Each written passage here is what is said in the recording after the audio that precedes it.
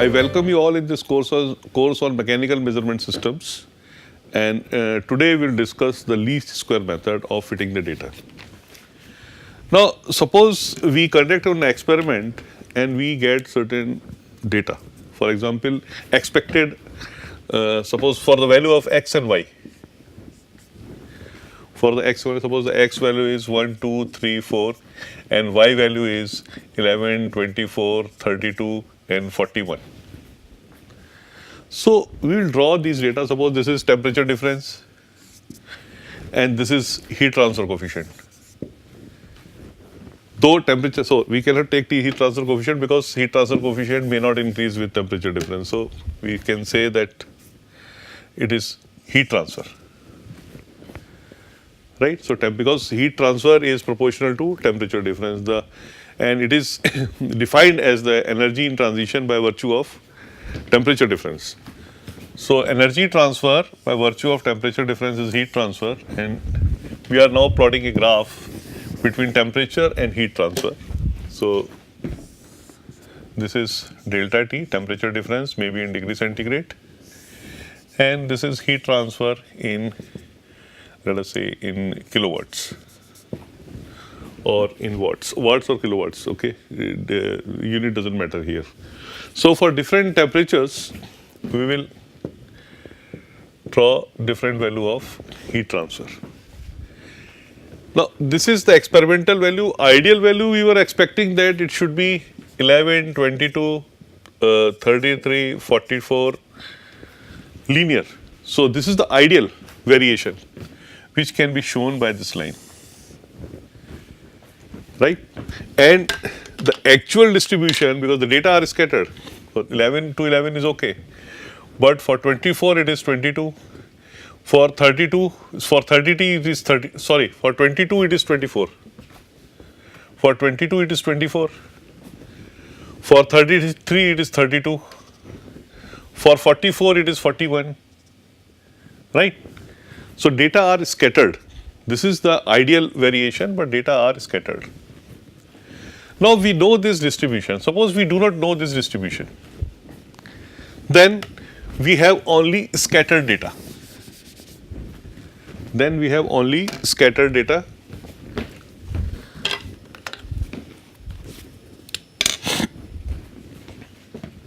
Like this. And we want to know the trend of these data. Now, in order to find the trend of these data, we can have line like this. First of all, let us assume that the variation of data is linear. So, y is equal to ax plus b, right. So, we can have this best fit line, we can have this also a distribution of line, trend of the data, or we can have this as the best fitting line. We can have number of lines, we can have, let us say, this also a best fitting line. Now, which one we should choose? Which one we should take? Now, for this, the least square method comes into the picture. The least square method says measured value xi for this is equal to some kilowatts, measured value, minus predicted value from this line. That is the difference. Suppose the measured value here is 32, right? This is the measured value, this is the data, but this is the actual we want, 33. So, it is difference between 33 and 32. Now, let us take square of this, that is the difference, or we can say residue of the data, actual value and predicted value by the trend. So, difference of these two squared, it is squared, and if you take sum of these squares, I will write on, I will rub this off and then. So, here this is the value we have with us, and this is the ideal value predicted by the trend, the best fit line. This is by the best fit line and this is the value with us. So the residue will be xi, or here it is shown as y, so you can take yi, right? And then ym, this one, whole square, right? The residues, whole square of the residue. And if we take sum of these residues, then it becomes sum of the square of the residues, right? So we can always write in terms of, suppose xi, instead of this x and y, let us remove this, otherwise this will create confusion. So there is a data xi, right? And the predicted for the best is xm, then we can take I is equal to 1 to n whole square. This is the sum of the residues. So sum of the residues is taken, and this has to be minimum. In least square method, sum of these square has to be minimum, right? Now, in order to have, for example, we take n number of observations, and all the observations do not agree amongst themselves, right? All the observations, I am taking another case where we are measuring certain parameter and all the observations are not agreeing among themselves. So there is a variation, right? When there is a variation, in that case, what we can do, we can have mean value of observations. Now this is another example of this least square. We can have mean value of observations. So sum of the residues in case will be I is equal to 1 to 2n xi minus xm whole square. Suppose I am measuring the diameter of a shaft. Diameter of the shaft is 10 centimeters, but I am getting observations 9.99 or 10.01, 10.0. This normally happens. Those who conduct experiment, they very well understand this. So if we take sum of all, so if we take average of all observations and find the deviation of the reading from these observations, right? And this square of, sum of the square of this will be S. Now I want to minimize this. So I will take delta S by delta xm, and when we partially differentiate this, this has to be 0 or it is equal to I is equal to 1 to n minus 2 xi minus xm. Minus 2 we have taken because this is minus, so minus 2 is here, right? And this, or we can further write this as 0 is equal to, this is a square, right, minus 2 sum of I is equal to 1 to n xi minus n xm. Because xm is constant, we have taken the average of the deviation, right? If you multiply it by n, we will get nxm, right? Now here, if we want to take this equation as the final equation, then xm is equal to 1 by n sigma xi I is equal to 1 to n. This is nothing but average of the n number of readings, okay? So for the analysis of least square method, we have to take this is not average, this is arithmetic average. This expression is arithmetic average. But we can have different type of, there is a variety of, in many ways we can take the average, but for the least square method, for this particular application, we have to go for arithmetical average of the data. Now let us go back to the least square method.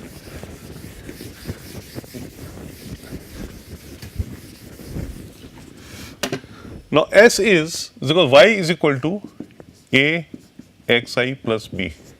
We develop this equation, linear equation, and we have set of data yi, sorry, yes, yi and xi. Using these data, we calculate the parameter a and b, and for different value of xi, we get predicted value of y. Now this predicted value of y will not be same as yi. There is going to be some difference because data are scattered. Okay. So in that case, we will have to take sum of the squares of residues, and sum of the squares of the residues can be expressed as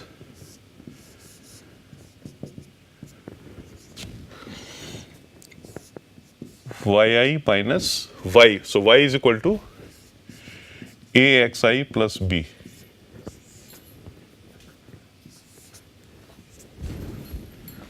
Ka whole square. So this is the sum of the residues, and now we'll have to differentiate it with respect to a, with respect to b, because xi is constant. The value of y will depend upon a and b. The value of a and b. Xi is constant. Xi is given.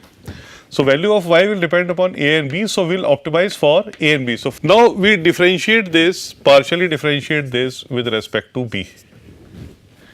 Now when we differentiate this with respect to b, then we get I is equal to 1 to n 2 yi minus axi minus b, sorry, minus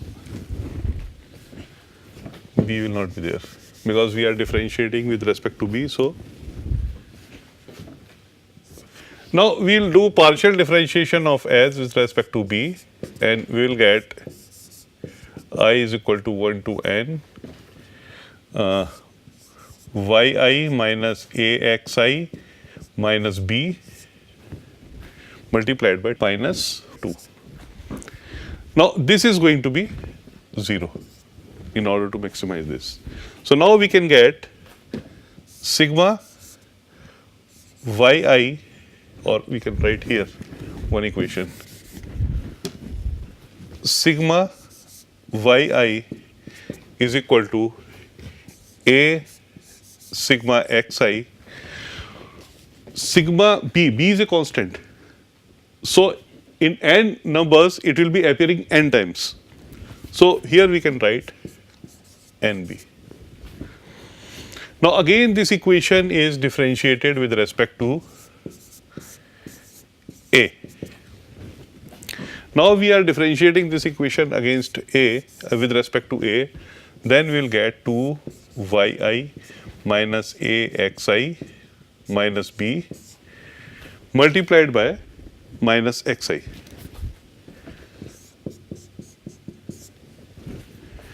If we further simplify this, we will be getting another equation, sigma xy is equal to a sigma xi square plus b sigma x, and this is all from I is equal to 1 to n, I is equal to 1 to n, all I is equal to 1 to n and so on. I mean of both the equations.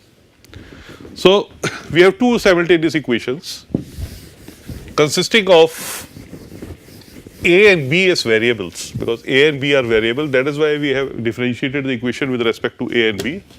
Now if you solve these two equations, the final expression you are going to get for a is n sigma xi yi minus sigma xi multiplied by sigma yi divided by n sigma xi square minus sigma xi whole square. This is the value for B, A, and value for B is going to be equal to sigma yi sigma xi whole square minus sigma xi yi sigma xi divided by same n sigma xi square minus sigma xi whole square. So this is the value for B. Now suppose we have the value of xi and yi, we can comfortably calculate the value of A and B and can find the best fit equation. Let us take one example in this regard. One example in this regard.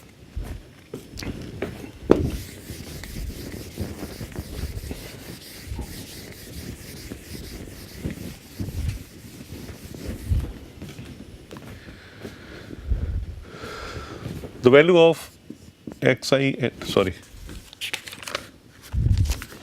and y. So xi and y, let us take the xi value as 1.0, 2.0, 3.0, 4.0 and 5.0.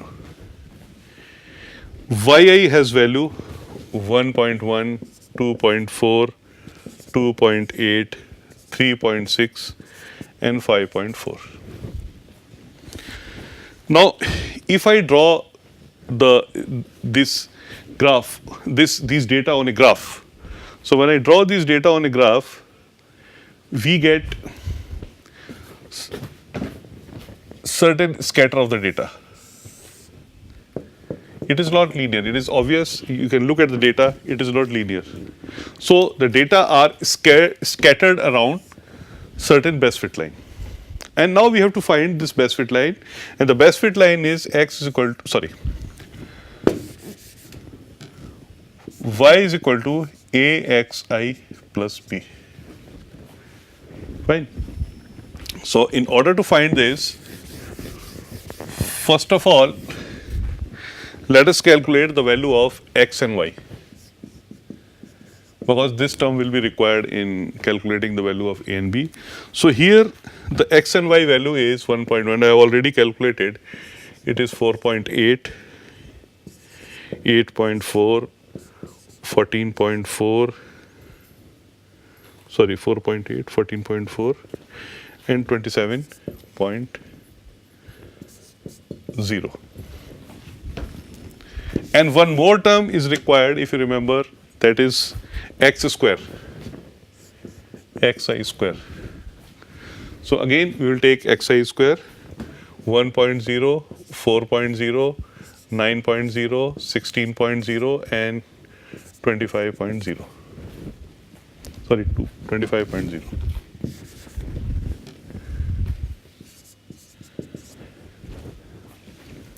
Now we will calculate the value of A and B. So we will use the same equation for A.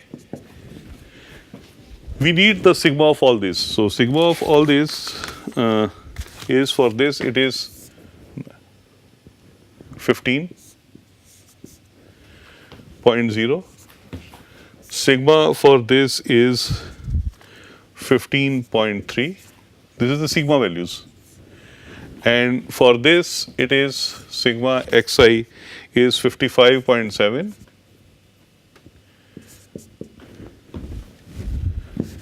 Is 55.7, right? And for x square the sigma is 55. Now for calculating A, we will have to make use of that formula. N is 5, sigma xi yi, it is 55.7, right, minus sigma xi, that is 15, and then sigma yi, that is 15.3, divided by, again, n sigma x square, that is n is 5,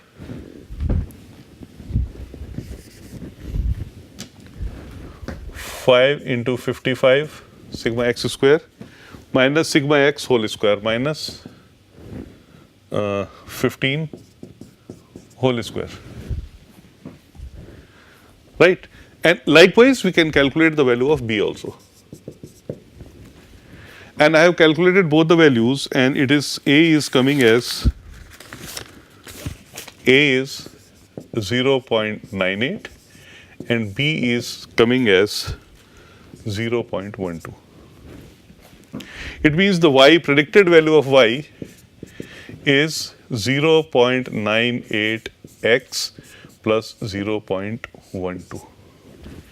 If you put x is equal to 1, then exactly we are getting 1.1. Now, if you put x is equal to 2, x is equal to 3, so we will be getting altogether different readings for different values of x and different values of x. So, predicted values are, for example, x is equal to 1, it is 1.1, right? For x is equal to 2,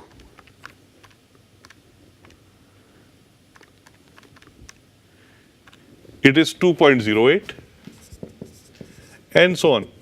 I mean, we can calculate all the readings. Now, if we draw a graph for this, a straight line, y is equal to ax plus b. So, y is equal to ax plus b will be like this, something like this. This is the best fit line, this is x and this is y. And for 1, it is 1.1, it is okay. For 2, right, it is actual is 2.08 and but actual is 2.4, but predicted is 2.08. So, we may be getting somewhere here point, this point somewhere here. Likewise, we will be getting points scattered around this. Now, these graphs, I have actually done this, and these graphs I am showing on this screen, and we will be getting exactly this type of graph where the value of x and value of y are given, and when we find the value of y using this equation, when we calculate the value of y using this equation, we get different points surrounding the best fit line. Okay. So, this is the best fit line, best possible trend. This is the best possible trend which is depicted by this line. Now, we have taken only one case. Suppose instead of this, we have equation like this.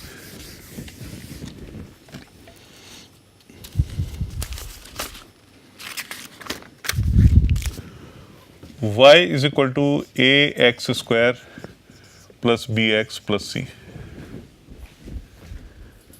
Because we have to find best fit line for all the possible trends. So, this is not a linear, this is a non-linear equation. And it has 3 parameters. So, again we will adopt the same method, that sigma yi minus ym whole square s, okay. And here in this case s is equal to sigma yi minus axi square plus bxi plus c whole square, sorry, this is whole square, and we will take sigma of this, I is equal to 1, say I is equal to 1. Now, we have 3 variables. So, we will take delta s upon delta a is equal to 0, del s upon del b is equal to 0, and del s upon del c is equal to 0. And when we get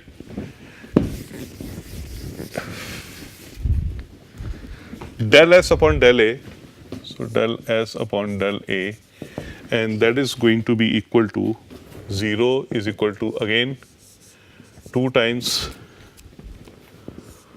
yi minus axi square minus bxi plus c,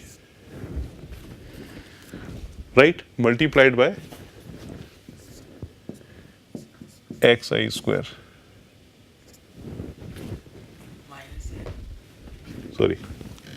Sorry, it is minus c. So minus c multiplied by x, because it is multiple of a, minus xi square.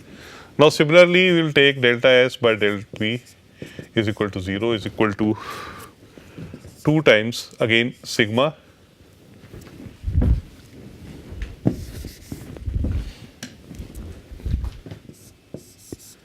sigma 2 times yi minus ax square minus bxi minus c multiplied by minus xi,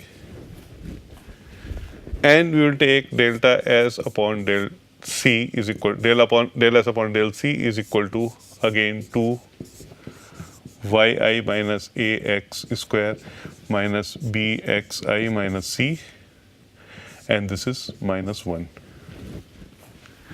Right, and again we have 3 simultaneous equations, and for these equations we can find the value of a, b and c, and then we can solve these simultaneous equations, and once we have the value of a, b and c, we can have predicted value, then the experimental value and predicted value was by the best fit line, and again we can draw the best fit line for the equation. Now these best fit lines are very useful. I mean, they show the trend of the data, and once we have the best fit line, just simply putting the value of any input parameter, we can get the output parameter.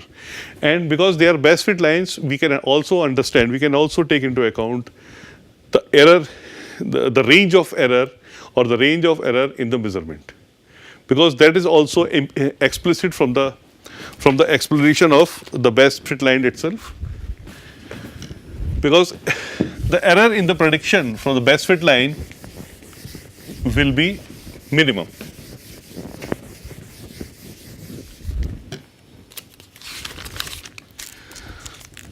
Now, once we have drawn the best fit line, now we have to check the goodness of fit. Now, here also there is a check for goodness of fit, how best the line is fitted into the data. So, for the goodness of fit, we have to find the correlation coefficient.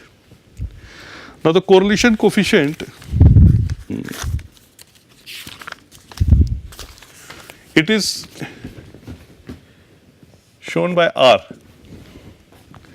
R is equal to 1 minus sigma yx divided by sigma y square raised to power 1 by 2. Now, what is sigma yx and what is sigma y? This is the standard deviation of the data using the best fit equation. So, yxy is the standard deviation of the data using the best fit equation. So, yxy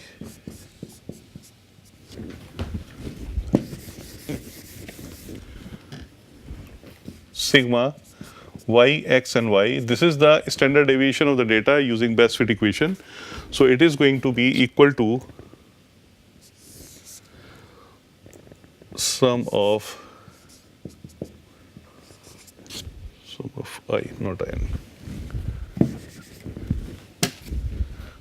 I is equal to n yi minus yic whole square divided by n minus 2 and raised to power 1 by 2. Yi is the given value of y, and yic is the value predicted by the best fit line, right?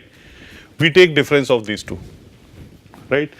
In order to find this standard deviation for y and x, the y which is data available with us minus data predicted by value of y predicted by the best fit line, the difference of these two is square divided by n minus 2.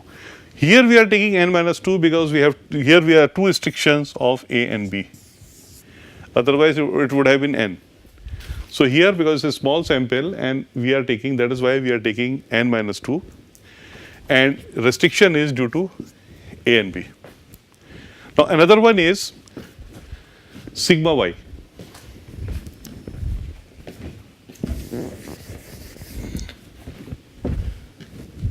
Sigma y. Sigma y is standard deviation is sigma yi minus ym whole square divided by n minus 1 raised to power 1 by 2. Now this ym is average of y. Suppose we have number of y. If you remember, the value of y was 1.1, 2.4, 2.8, 3.6 and 5.4. So average of this is ym, and deviation of each from this average is yi minus ym whole square divided by, here we have taken n minus 1. Here we have taken n minus 1 because there is a restriction of data, there are only 5 data. So there is one restriction. It is not an infinite population. And here we have taken n minus 2 because once we have the value of y is equal to 0.98x plus 0.12 best fit line, we can generate infinite number of data for given value of x. So that is not a restriction. Restriction is only for A and B. That is why we have taken here n minus 2 and here we have taken n minus 1. Now putting these two values here, we get the value of r. Now if this is equal to this, then r is equal to 0. And when this is equal to 0, this is equal to 0, then r is equal to 1. When r is equal to 1, it means perfect matching of the data. Or sometimes it is taken as r square, this is removed, or you can do it either way. The value of r square. So when this is equal to 0, then it is going to be equal to 1, right? So the value has to be close to 0.9 for a good fit. This value has to be very close to 0.9. In that case, we say the data are the best fit best fit line data is a very good fit for the given set of data. Sometimes what happens, we have the best fit line, but the scattering is too much. So I'll give you an example for that also. Suppose we have a scattering of data like this, and if you draw a best fit line, it will come something like this. But if you can see here, the scattering is too much. When the scattering is too much, or maybe some here, when the scattering is too much, then r square value is going to be very low. And then we can say that this best fit straight line is not true representative of the trend of the data. I think that is all for today. We will take a few numericals on statistical methods in the next class. Next class we will start with the uncertainty analysis, and after uncertainty analysis, in the next to next class, we will take some numericals on these statistical methods to give you more insight of the phenomena. Thank you.